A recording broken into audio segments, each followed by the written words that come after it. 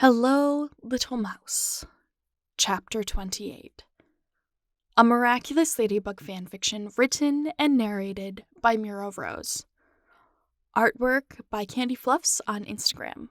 You can find a link to CandyFluffs and her store in the description box. Go check her out. We love it. Now then, if you haven't listened to the previous 27 chapters, you can find those in the description box as well. And don't forget to hit that like button and subscribe. Leave a comment for bonus points. And if you don't know what to comment, put Cat Blanc. Please enjoy Hello, Little Mouse, Chapter 28. Adrien Agreste as Cat Noir. On the roof of Notre Dame. Cat Noir paced the roof whilst waiting for his lady. His tummy was burbly, but had nothing to do with the omelet he enjoyed for breakfast. When she finally touched down, it took all of his restraint to not blurt out an apology for the morning.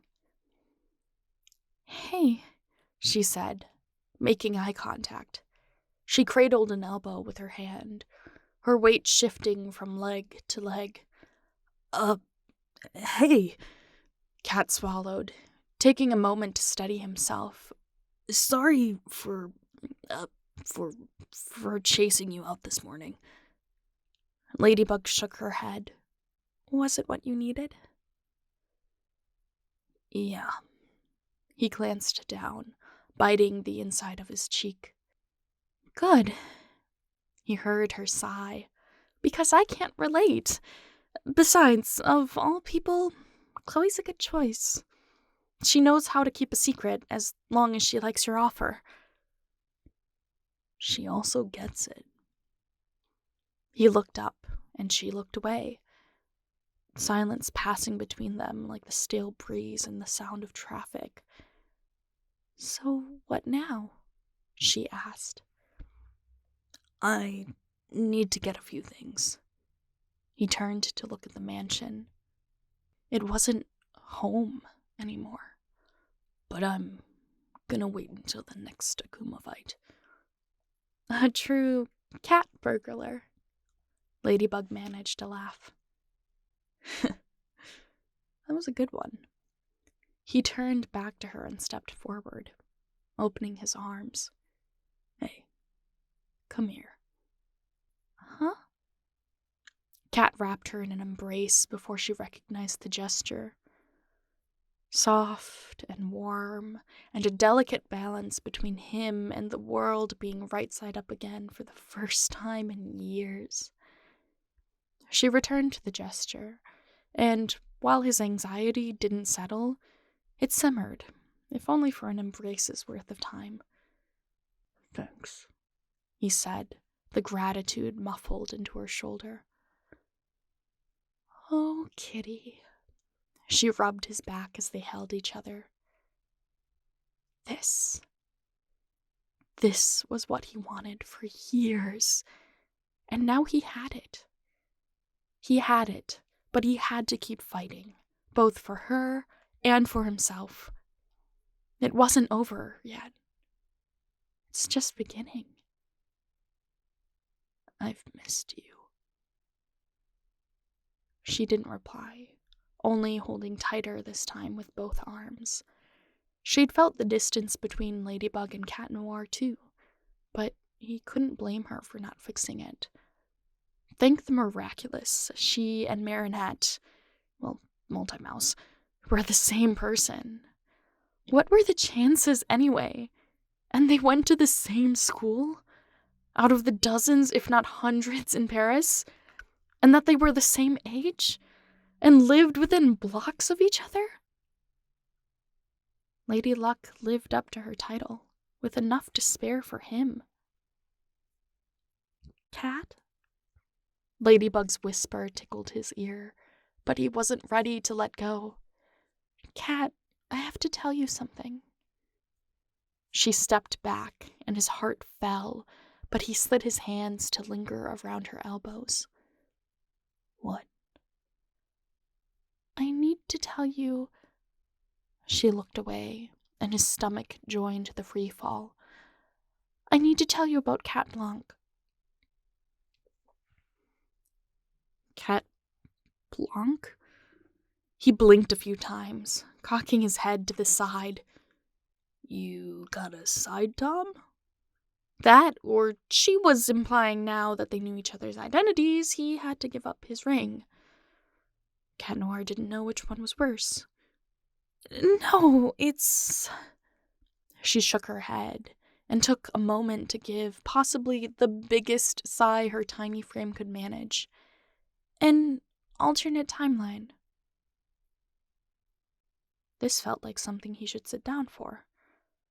Cat let go of her arms, then squatted, patting the spot next to him, then throwing his feet over the roof's edge when she joined him to sit.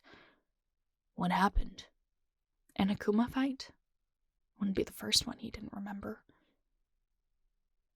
You got akumatized. Time froze before he took a breath. Sharp and cold. Cat Blanc? Yeah, she swallowed, not looking at him. Cat Blanc. He looked away. What happened? It was hard to talk. I'm not sure, actually. But, well, it's... What happened, Marinette? She stiffened, but he couldn't tell if it was his question or him using her name. You, killed me, basically. Cat couldn't respond to that, especially with other details missing. So, Hawkmoth got our Miraculouses? No. She shook her head. When you nicked that timeline's me, you also got Hawkmoth. And then? You fell into... She searched for a word he knew he wouldn't like. You fell into the depths of despair. And Bunnix pulled you into that timeline. And Bunnix pulled me into that timeline. He listened to a city for a moment, processing. Why didn't you tell me? Ladybug swallowed, bringing her knees to her chest and hugging them. Because, in that timeline, when you saw me as Ladybug, you... She had to push through her sentence. You called me Marinette. Oh. In the timeline he got akumatized in the timeline he killed her in, he knew her identity. Well, it makes sense that they'd grown apart now. It made sense that she relied more and more on Rena Rouge and the others instead of him.